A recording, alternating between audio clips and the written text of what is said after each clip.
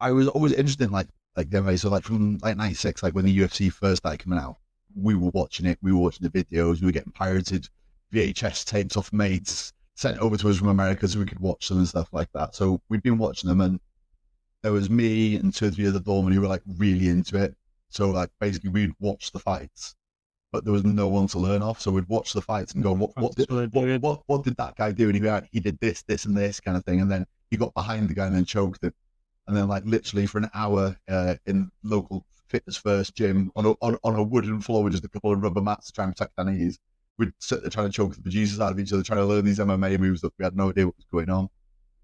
And randomly so I was a gym instructor in fitness first. That was my day job at the time. Um, this big, massive scouser came in called Martin, and he was just this huge guy, really strong. And he went, I need somebody to do my S&C, my strength and conditioning with me to get me ready for a bout. And I was like, oh, cool.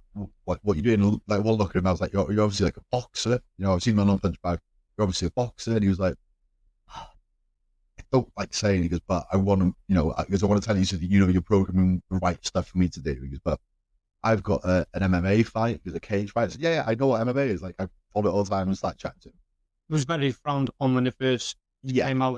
It never used to hear people say MMA. It was cage fighting, it was cage fight. and it sounded vicious. Yeah, that was part of, I think at the time they were trying to hype it up to make it sound more interesting. Yeah. So he said he had the fight. I was like, all right, cool, I'll do this. And I was like, asking him, obviously, like, I try and do a little bit of training. Where do you train? It turned out there was one gym up the coast, and it was purely invite only. So you couldn't turn up and train.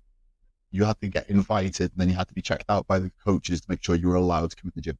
That like the set. I said to Martin, right, if I did his S&C for him, I would spend extra time with him and give him more time than what I was supposed to.